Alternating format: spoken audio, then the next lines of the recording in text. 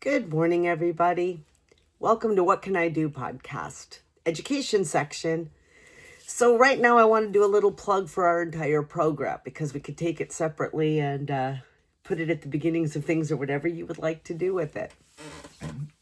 So I'm going to turn the camera around for a moment because you can see that we have this lovely spreadsheet. I'm not expecting you to read it or anything, but you can see that it exists. And almost all the work we've done has been in that very top chunk, which was governments and systems. And we were talking about history and the psychological, sociological aspects and the different people involved and on. We're not done with that, but we are branching out. We're branching out into some other things with our podcast. I'm going to our calendar. So I wanted to announce some things that are coming up. On Sundays, we're going to be publishing conversations. Could be with anybody, could be just with each other, but we will be having conversations. Excuse me. On Mondays, we are going to have Mondays with Mel Lim. She is a local influencer and social coordinator, I want to say, in Lake County, California, and she and I have a special interest in the East Side along with Tamara Johnson, and so you're going to see local conversations specifically focused on Mel and her interests, which would be local entertainment, as well as local blight, I want to say, and we all want to do something about that blight. On Tuesdays and Thursdays, we're going to be having a book club, sometimes with me by myself, sometimes with Leslie, sometimes with Rhonda, and we'll also invite other people in as the book has interest to them. Wednesdays, sometimes we're going to be talking about our launch. Well, we have developed a nonprofit and a foundation, and we're eventually going to develop a school out of that. And it's the Rural Launch Foundation in Juku. Juku being a Japanese word. Look it up. It's kind of interesting. But they also call them cram schools or after school schools. The other half of the time will be Wildcard Wednesday, and as that sounds, we don't know what that's going to be. It's going to be whatever's going on, whatever hits our fancy, wherever we're traveling, whatever we're doing, we'll bring you. Then on Friday, again, we have every other, oh, no, I take that back. We do not. On Fridays are going to be Friday Food Day. We're going to pick a local establishment. We're going to go there and do a video review. And then rank them, I think, because we'll bring back our rank because we can put the videos on there too. Right. Saturday is the other day that has every other. Half the days are going to be finding local personalities, be they business owners or people out and about. I don't know. I just know that we want to emphasize our local community and meet people. Similarly, the opposite isn't going to focus on people. It's going to focus on events, and it's called Out and About. What can I do out and about? So, going back to the bigger, the umbrella themes, the doctoral program that we're designing and doing. The second big chunk has to do with practical philosophy, history, sociology, anthropology. And we want to narrow in on certain very specific themes. So I'm going to tell you the themes: inequality, liberty, justice, the Jews in Israel, the end of times, theories and practice. When I say the Jews in Israel, I'm talking about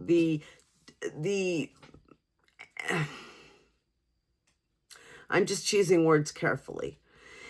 I'm talking about the fact that after the Turks dominated the area, the British took over promising some kind of independence to the Arabs and instead installed Jews who feel that biblically they, were entitled, and entitled being the operative word. I want to look at that and do a really deep dive into what's going on there so that we actually know what we're talking about.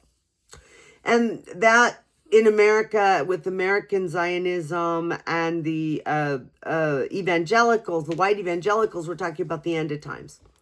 So all those things kind of come together and we want to look at it. We want to look at sanctuary and asylum and refugees and the trauma and resiliency that these groups of people have.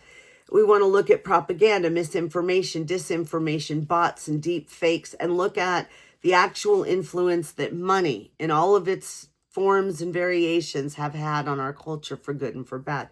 So that's what this is going to be all about. And again, we're going to take each of these themes through history, psychology, sociology, specific people, the United States, worldwide, specifically to Lake County. And eventually then we're going to go back and we're going to look at current trends. So that's kind of an overview of where we're going. So the next few videos are going to be talking about inequality versus liberty and justice. Today we're looking at history and theories. So having said all of that, this is going to be a two-part program integrating three separate groups of facts and questions. And the very first part of it is 100 philosophical events or trends or themes that are important to the history of inequality versus the fight for liberty and justice. Then that was narrowed down to 10 complex questions. So Rhonda and I are going to have that discussion right now, as much of it as we can. Then I'm going to go and talk to Leslie, and what we did was we somewhat simplified the questions so that they're more conversational and less not less intellectual, but less academic. They're just as intellectual, but they're in much more people-friendly terms. And Leslie and I are going to have that conversation and tie it to topical events. So that's essentially where we are. And now, the 100 things go 10 at a time. So we're going to do 10 of those and pick a question, and 10 of those and get a question, and try to relate them all together. So we're going to do this the way we've been doing it. I'm going to read and we're going to discuss. So number 1, liberty in antiquity was a legal status, not a philosophical ideal. You were free or unfree by birth, conquest, or manumission, which we looked up. I thought it was about slavery, but I thought it was slavery. It turns out it's freeing a slave, manumission. So what do you think? Have you formulated a thought yet? It's hard with one. Right? Although I have to say that certainly seems how it was. Right?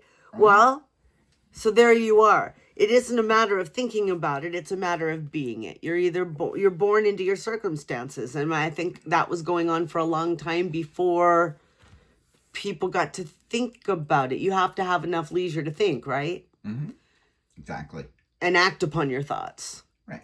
So there has to be some people who have enough means that they're not just scrabbling for survival every day, but probably also not the people benefiting from the slavery so much.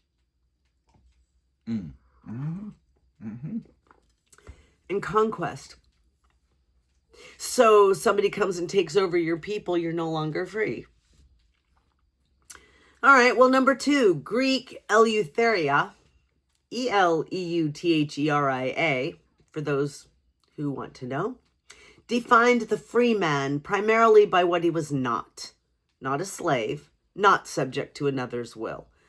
I imagine that when everything was survival, you had the strongest person in your group or the person who perhaps brought the most to the table, literally, who told everyone else what to do. And I imagine that the adults, I imagine that there was just a hierarchical system early on, because I imagine that's natural and easy. And we see that in animals. And we see that in animals, right? So when you're not just surviving, perhaps there are people who are more superfluous to the tribe's survival. And they might realize that they could go off on spirit quests and things, and they don't have to just do what they're told exactly. I don't know. I'm trying to figure out how it would have. I always like to go back to those very beginnings and see how some of these things may have developed. Right. For example, I understand that with women getting pregnant, and at the very beginning, at some point, you don't know how that happens, or you can't stop it, or whatever. At some point, you have a lot of women dying in childbirth, or being constantly with a woman, right? A baby on the boob, and one in the belly, and another one being a toddler. You have men more or less in charge of running everything because you're just dealing with children. Oh, right. Because if you've got one every year, that's just a lot. Exactly.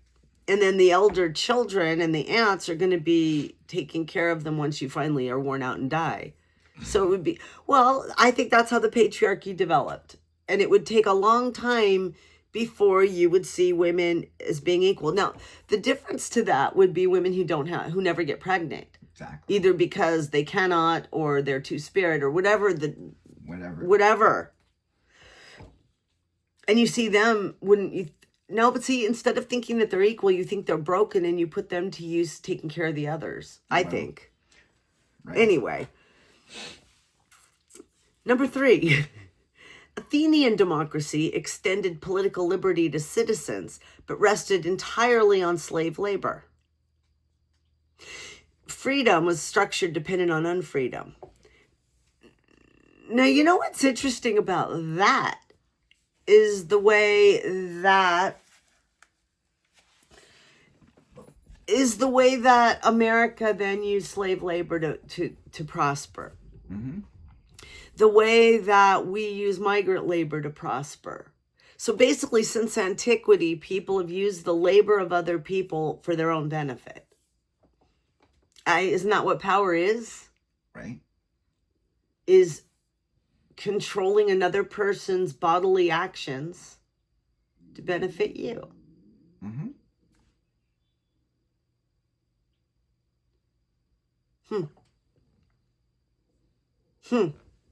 That even involves like getting your attention to things, doesn't it? Power. Right.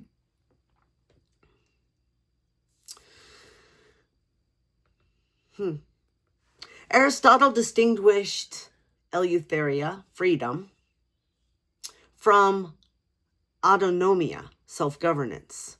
Liberty was participation in collective self-rule, not private independence. So right away in antiquity, through definition, your freedom is discounted for your vote. Your ability to do whatever you want, whenever you want, and come and go as you please is called one thing. And what people considered very important was autonomia, self-governance. I think, too, the argument might be that if you can't self-govern, how do you grant yourself the freedom to do whatever you want? The vote versus the spirit quest. The vote versus the right to self-expression. The vote versus the right to health care. The vote has to come first, right? Doesn't then voting almost become a waffle concept? Thinking back to the other conversation with Leslie, they can water down your vote by not giving you good choices. If somebody decides what you get to vote on, if somebody decides who you get to vote for, what is a vote? Right. What is a vote for somebody who won't give you freedom versus the freedom to decide for yourself? What is a vote for somebody to let you have abortive health care, right? As opposed to the freedom to have that health care. I don't want to vote for people to give me a good life. I want to have a good life. There you go. It's a big distinction. And it was made in antiquity for us. That's right. To take, again, it's a hungry Orban authoritarian move. And I never saw Aristotle that way or Locke that way. Now I'm seeing them that way more. Because Aristotle is saying, don't worry about your precious freedom. Focus instead on this concept of true freedom, which is to vote for which leader you want. Right. Number 5, Aristotle's justice was tripartite. It was distributive, corrective, and reciprocal. Distributive being a proportional share.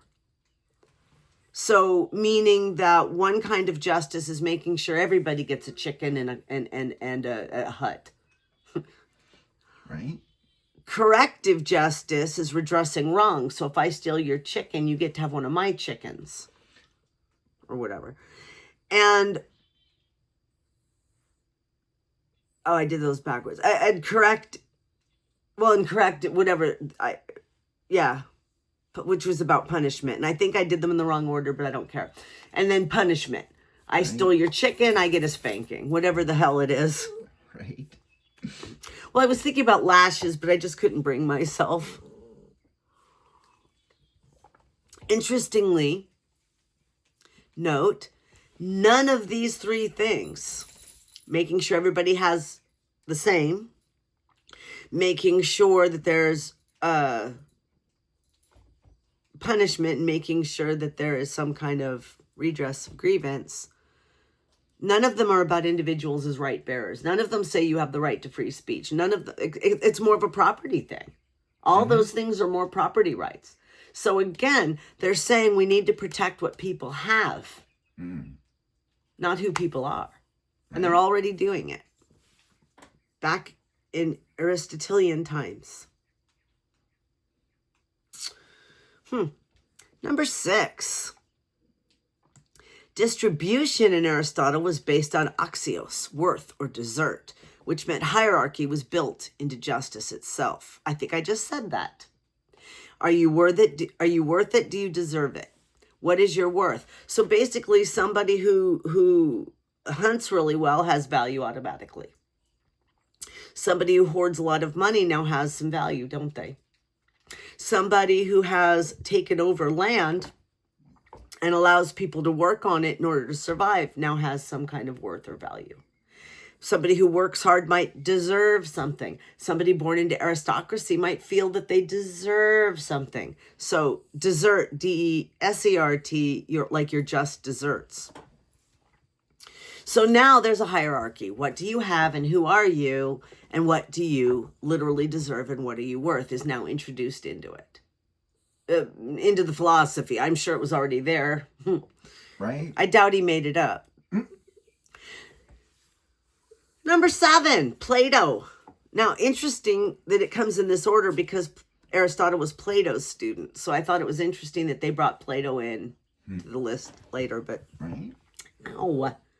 excuse me, the dog apparently needs attention right now. But I'm not going anywhere.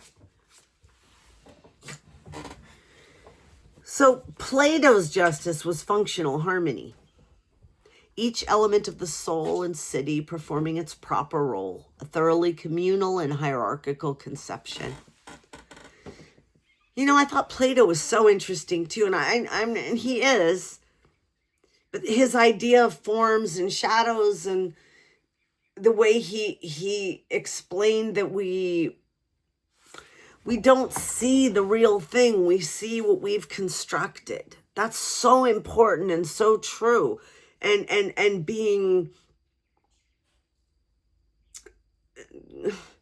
defined now by physics even. Maybe not the way he meant it, but it's still the case.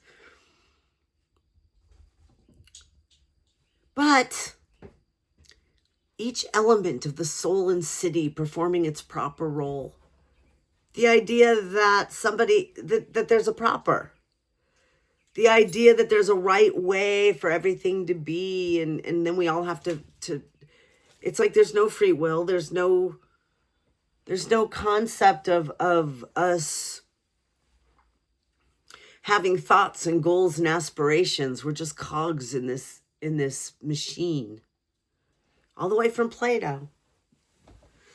Number 8, the sophists introduced the first serious challenge. Nomos or convention versus physis or nature. That's what I'm talking about. Right. That's when the hippies of the ancient Greeks came in, the sophists. If law is merely convention, natural equality becomes the thinkable. So basically, I think what they're trying to say is, well, gosh, guys, you made all that up. And if you made all that up, what else can we think and be? Oh, right. Yeah? Right. Number 9, Spartan liberty. Spartan being there was Athens and then there was Sparta. So here we have all this stuff, Socrates and Plato and the sophists, Aristotle, they were all in Athens. But Spartan liberty meant freedom of the polis from external domination. The polis, the collective. Is that what that is? There's no explanation. Polis political, though, right? Right. I think that's the political citizens, The city-state. Mm. So they're saying there's a freedom from the city-state itself from external. So Spartan first, not Greece. Right. Spartan first, not an overarching. It's sort of states' rights. Right. You Athenians, you can't dominate us. Yeah. There you go. Libtards, right? Oh, right. The Spartans. Roman libertas, note the word liberty, was civic and relational. The free Roman's dignity was defined against servitude and against tyranny, both understood as domination. So they're, at this point, more interested in freedom of the body itself. But they're also interested in property rights. Mm-hmm. So not being a slave and being able to hang on to what you get. I mean, it makes sense in early times. You're moving from what they consider to be barbarism. Right. Okay. So now we are going to go to that first question. And the question is, well, it's a paragraph. And the theme is status versus essence. Status being who you are by like your identity, your definition versus your essence, who you are. No, that's more identity, I guess. Who you are in relation to the group versus who you are inside of yourself and your stream of consciousness. Right. Liberty began as something you had or lacked by social position, a legal fact, not a human truth. The deepest philosophical shift was the claim that freedom is intrinsic to persons as such, not conferred by citizenship, birth, or power. This move from liberty as status to liberty as essence underlies every subsequent rights argument. But it remains contested. If freedom is intrinsic, why do its protections remain so unevenly distributed? I think because it's a waffle word. Mm-hmm. Right. Yeah, I think that the word freedom has absolutely no meaning, and people think whatever they want to think inside of their heads, and then they get mad. Right. Freedom means the right to do whatever you want. So if the speed limit says 65 and you want to drive 80, those slow people better move out of your fucking way because it's a free country. But they don't get, the people who think that way, that freedom also means my right to maybe, I don't know, there's no lower limit speed. What if I want to go 50 around that curve? The people who crowd me on the road, I don't go this slow. I'm just making the supposition. They don't seem to think, though, that the slower people have those rights. Even if they're a student driver or old, or maybe their glasses just broke, or they're sneezing. They don't seem to understand that people have to, because I've thought of that as a reason to explain why I might have just driven over here by accident and swerved if I got pulled over for that mistake, that I could say I was having a sneezing fit. That's why that came to mind. Anyway,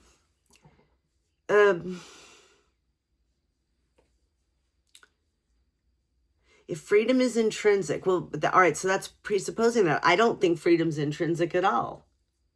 You're not born free. No. You're born helpless.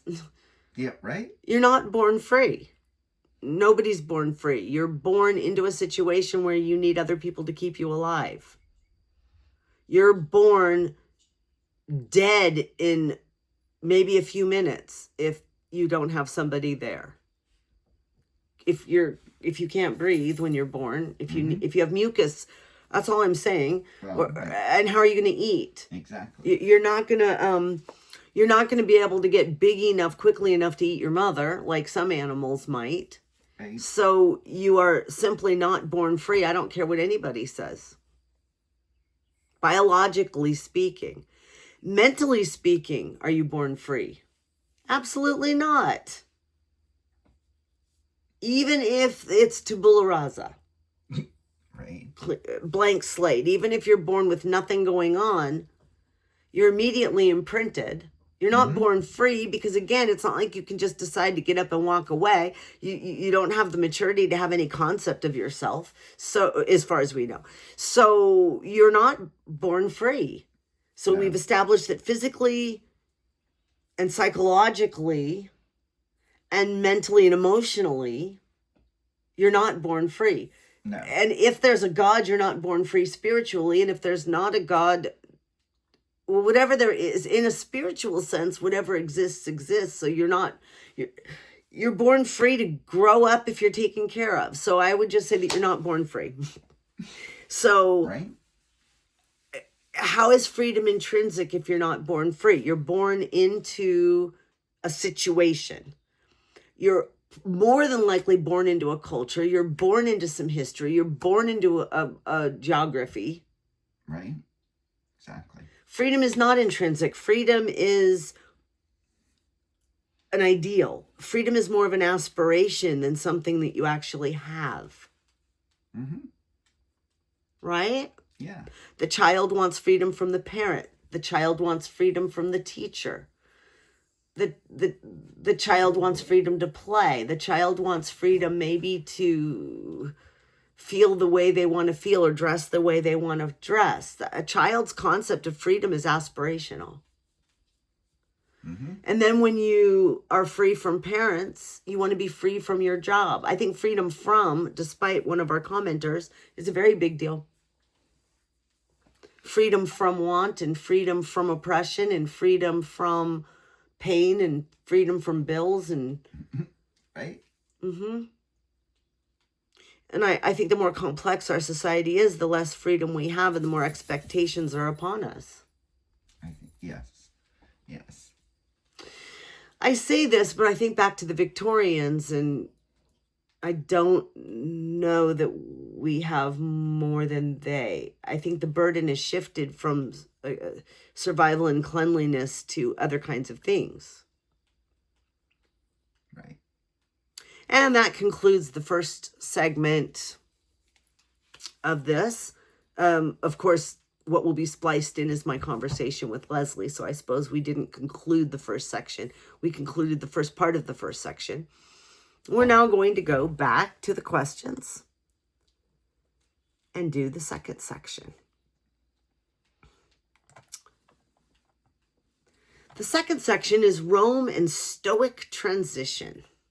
You probably know that being Stoic in modern parlance is not showing emotion, hanging tough. Right. I'm not going to even begin to explain Stoicism based on what I remember from years ago in college, but yeah. 11. Roman law created the first sophisticated legal infrastructure for liberty. Status libertatis, status civitatis, status familiae. Freedom was a bundle of legal relations. Status libertatis. The status of your liberty, whether you're a slave or not, maybe. Status civitatis, your place in the society, your place in your city. And status familiae, I imagine, is your status in the family. Are you the father? Because I think it was ancient Rome, I believe, where the father had the rights over everyone. Or was it medieval times? May have even happened more than once, but... Ugh. 12, the Stoics broke the civic boundary. Natural reason, logos, was universal, making all rational beings morally equal regardless of legal status. So they brought in the concept of moral equality, of morality. Natural reason was universal. I wish it were. All right, but anyway, generally speaking, overall, most people have the ability to reason and therefore the ability to make moral choices, no matter who they are. So legality should apply equally to all because morality applies equally to all because reason applies equally to all. Is that what I just read? I think so. So what do you mean broke the civic? I see. At some point, laws depended on who you were, and you couldn't perhaps break the same laws depending on who you were. But now they're saying, no, everybody can see the difference between right and wrong, and therefore there should be an equal application of the law. Right. That's what they're arguing. Right. 13, Epictetus? Epictetus? I don't know. I don't either. Himself a former slave, located freedom entirely in the interior, the will. Proheresis, that no external power could touch. I see it, but it's an entirely different kind of freedom, thus the waffle word idea. Freedom, because do you have the freedom inside of your head? Well, yes and no. You have freedom inside of your head to think whatever you want, sure, except for two things. A, enculturation, programming from other people around you. Again, whether you have or do not have tabula rasa at birth, by the time you're 3 years old, you're pretty thoroughly programmed before you have the free will and reason. You just have feelings, as far as what my belief system is for child development anyway. The other thing is, if somebody forces you into a prison, into solitude, into labor, into narcissistic, into a narcissistic relationship, you no longer have that freedom in your head. It's not untouchable, is what I'm trying to say. I don't think it is. Because they're saying here that no external power could touch, and I just don't agree with that. Otherwise, advertising means nothing. Advertising and the way that it works, and misinformation and disinformation literally belie that idea that no external power can touch your interior will. Bullshit. Number 14, this stoic interiority is a hinge point. Liberty begins in its migration from the public square inwards to the self. That may be so. Now they're using liberty as opposed to freedom, unless what they're saying is freedom is entirely interior. Liberty is something that has to do with your relation to, I think that is what they're saying, to the exterior, and then you take it in. I think that might be literally the case. Interesting. You have your own ideas, and if you're lucky, you let in other people and their experiences. But you have to let in the structure of your culture. Right. And where you are. Cicero synthesized Stoic natural law with Roman republicanism. Remember that a republic is a society that functions without a monarch, essentially. Thus, no kings. Justice required both natural equality and civic law held in tension. In tension. Think about federalism. The fact that we have the federal government and our state governments. Justice requires natural equality and civic law held in tension. Yes, because everybody has their own individual thoughts and needs and whatever, and civic law has got to somehow give everybody what they're needing to hold it all together. And the tension of the people who need the labor and the people who give the labor is pretty natural. Right. I don't know if that's what they meant, but 16, Roman corrective justice, ius, was procedural, courts, magistrates, formulae, but remained embedded in status hierarchies, which sounds very familiar. Right. That sounds like us right now. Procedural, courts, magistrates, formulae, but remaining embedded in status hierarchies. Very much so. The concept of ius gentium, the law of the people, suggested a justice framework applicable beyond Roman citizenship and early universalism. So they have this other law in its infancy that they're trying to develop that actually might give a general sense of the rights that people have. 18, Roman manumission practices show liberty as transferable, negotiable, graduated, not a binary metaphysical state, but a social condition. That's interesting. I think that they had the manumission, the freeing of slaves practices, but what we have is prison and getting out of prison and getting in trouble and all that. Our legal system replaced the slavery system as the social condition, whether or not you're homeless. And if you can get through to the government, all these kinds of things kind of replaced all that. Right? And whether you're an immigrant and whether you have a green card and all the different statuses that you get to have if you're not a citizen. It's very much this. 19, the collapse of the republic and the rise of emperors redefined liberty as principate tolerance, freedom granted by power, not secured against it. Right. Like what we're seeing more today. What do you mean? With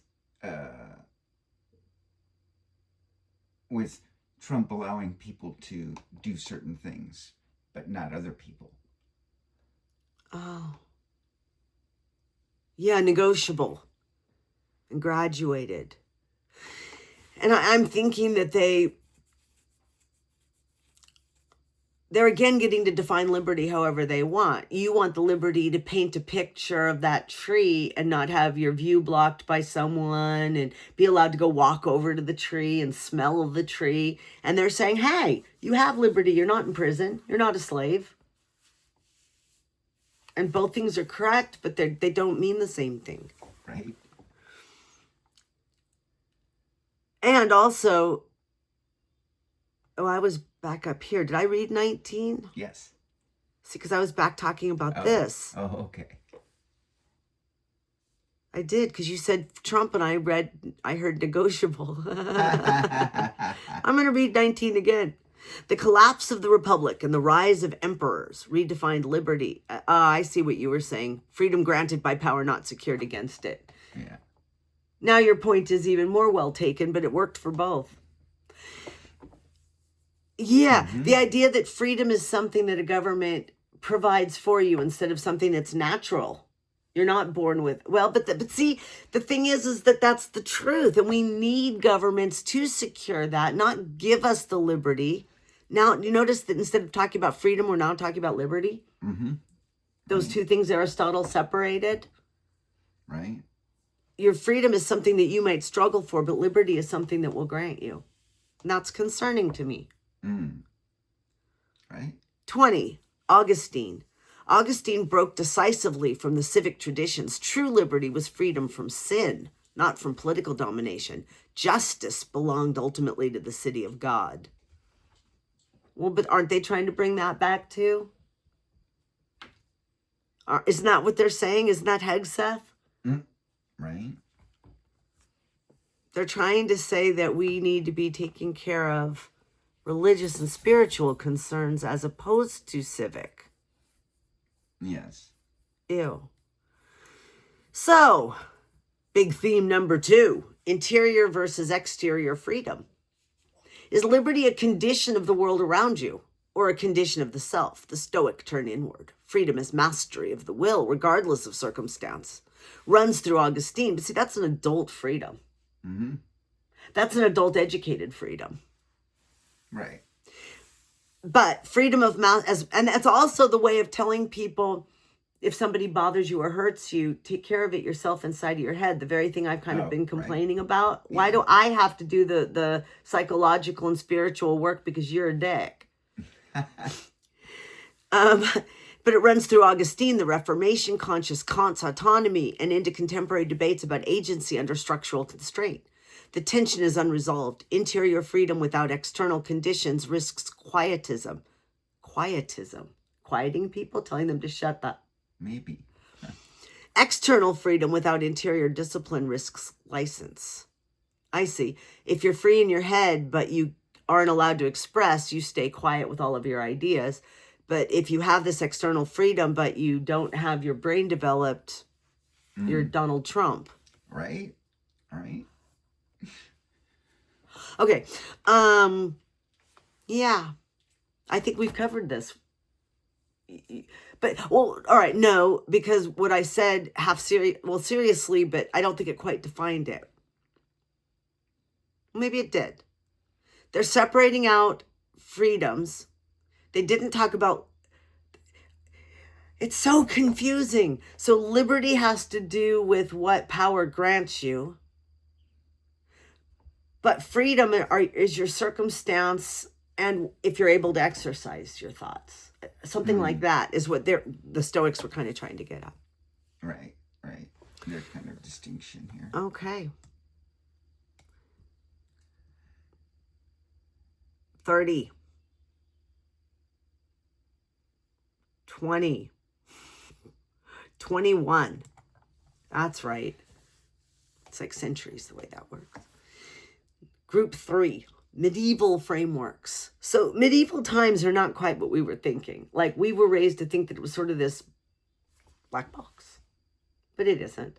We were raised to think that it was all disease and filth and stupidity and unenlightenment, but it kind of wasn't like that. It was, however, heavily Christian doom and gloom, which I won't say more. I don't want to really upset others. 21. Medieval Christendom absorbed Augustine's framework. Earthly justice was imperfect, provisional, oriented toward divine order. I have nothing to say. No. 22, Thomas Aquinas reconciled Aristotle with Christian theology. So here they're showing you how Christianity went around going, oh, that's an interesting idea. Let's make it Christian. Yeah. Oh, that's a cool concept. Let's make it Christian. Oh, you have traditions. It's really Christian.